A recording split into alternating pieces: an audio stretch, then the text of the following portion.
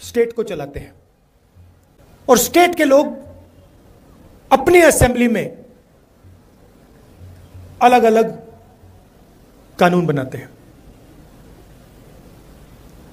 1947 में हिंदुस्तान ने राजाओं को, महाराजाओं को परे करके लोकतांत्रिक अधिकार हमारी जनता को दिया था। यह सही बात है। कॉन्स्टिट्यूशन उसका चिन्ह है। पहली बार एक स्टेट से उनका अधिकार छीना गया है। ओ भाई। और हमारा कर्तव्य बनता है, हमारी जिम्मेदारी बनती है, सिर्फ कांग्रेस पार्टी और नेशनल कॉन्फ्रेंस की नहीं, सिर्फ इंडिया गठबंधन के लोगों को नहीं, मगर हिंदुस्तान के हर नागरिक की जिम्मेदारी है कि जम्मू कश्मीर को स्टेटहुड वापस दिया जाए। और मैं आपको यहां बताने आया हूं कि बीजेपी कुछ भी कह ले, आरएसएस कुछ भी कह ले, हम जम्मू कश्मीर के लोगों को उनका स्टेटहुड वापस देने जा रहे हैं। हम चाहते थे कि चुनाव से पहले मामला तय हो जाए और चुनाव से पहले जम्मू कश्मीर को स्टेटहुड मिले, मगर बीजेपी नहीं चाहती थी। उन्होंने कहा कि पहले चुनाव करो, ठीक है, मंजूर है, मगर स्टेटहुड मिलेगा। आप देखना, मैं आपको गारंटी करके कह रहा हूं, या ये स्टेटहुड देंगे, नहीं तो फिर अगली सरकार जो दिल्ली में आएगी, इंडिया गठबंधन की सरकार आएगी, उनका पहला काम होगा आपको स्टेटहुड देने का।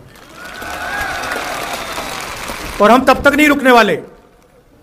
हम इन पर दबाव डालेंगे पार्लियामेंट में, यहां पर, कि ये जो आपको स्टेटहुड से यूनियन टेरिटरी बनाया गया है, जो पहली बार हुआ है, इसको रिवर्स करना है और आपको स्टेटहुड देना है।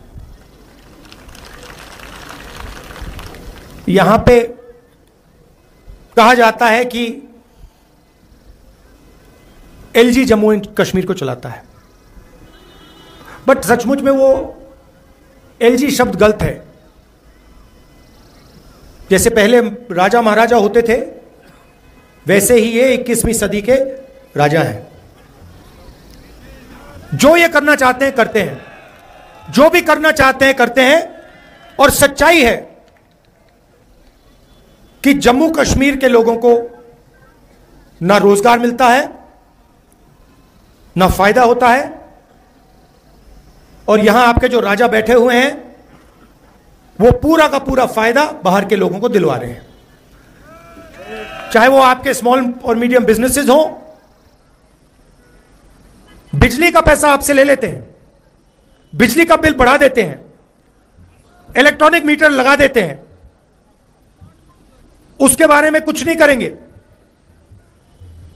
मगर आपका अधिकार ले लेंगे। आपके जो यहां के बिजनेस हैं उनको दबा देंगे, कॉन्ट्रैक्ट्स बाहर के लोगों को दे देंगे, और पूरा का पूरा फायदा या बीजेपी, आरएसएस के कनेक्टेड लोगों को, बाहर के लोगों को मिलता है। और यह लड़ाई सिर्फ जम्मू कश्मीर में नहीं है, यह पूरे देश में लड़ाई चल रही है।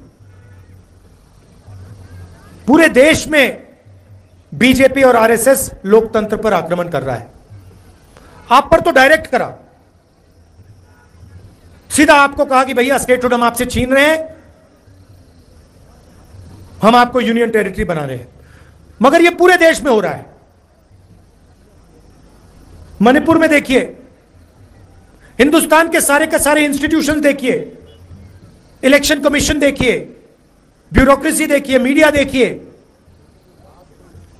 सारी की सारी संस्थाओं पर यह कब्जा कर रहे हैं, और पूरा का पूरा फायदा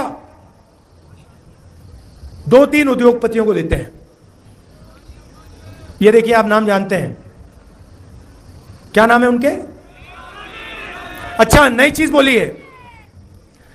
मैं पार्लियामेंट में भाषण कर रहा था मैंने भाषण में अदानी अंबानी का नाम लिया और मुझे कहा जाता है कि पार्लियामेंट में अदानी और अंबानी का नाम नहीं लिया जा सकता।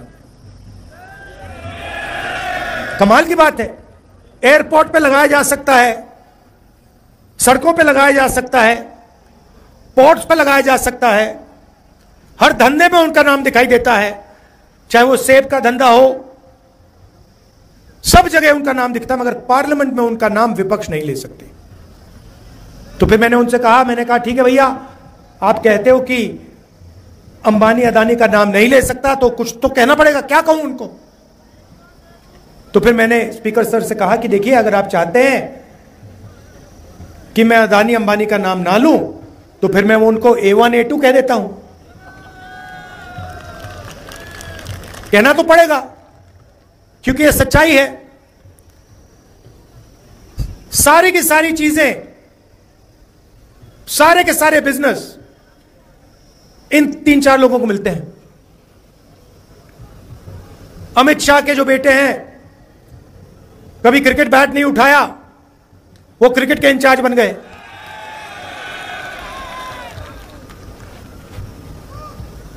तो 6-7 लोग देश को चला रहे हैं और सोचते हैं कि हिंदुस्तान की जनता, जम्मू कश्मीर की जनता, बाकी स्टेट्स की जनता चुप रहेगी। आपने देखा होगा, चुनाव से पहले नरेंद्र मोदी छाती फुला के आते थे, देखा था आपने? 56 इंच गायब हो गई ना, 56 इंच की छाती। इंडिया गठबंधन ने हिंदुस्तान के प्राइम मिनिस्टर की कॉन्फिडेंस उड़ा दी, बिल्कुल उड़ा दी। वो आपको तो दूर से दिखते हैं ना, मैं तो पार्लियामेंट में उनके सामने बैठता हूं, तो मुझे तो डायरेक्ट दिखता है हो क्या रहा है। बिल्कुल पूरी की पूरी कॉन्फिडेंस खत्म हो गई। जो पहले नरेंद्र मोदी थे 56 इंच छाती वाले, वो हैं नहीं, खत्म हो गए वो, उनकी कॉन्फिडेंस गई। आज मैं आपको बताता हूं, जो ऑपोजिशन चाहता है वो इनकी सरकार करती है। दम नहीं रहा इनमें। लैटरल एंट्री की बात की इन्होंने, कहते हैं कि भैया सरकार में हम साइड से लोगों को लाएंगे। हमने कहा कैसे लाओगे? अमीर लोगों को कैसे लाओगे? गरीबों को आप आने नहीं देते हो, कमजोर लोगों को आप आने नहीं देते हो, ऊपर से आप लैटरल एंट्री करोगे। हम देखेंगे कैसे करोगे। 3 दिन में कहते हैं ठीक है भैया, नहीं करेंगे। तो आजकल सरकार ऑपोजिशन चला रही है, सच्चाई है। जो भी हम चाहते हैं हम करवा देंगे, और हम स्टेटहुड चाहते हैं, जम्मू कश्मीर का स्टेटहुड हम करा देंगे।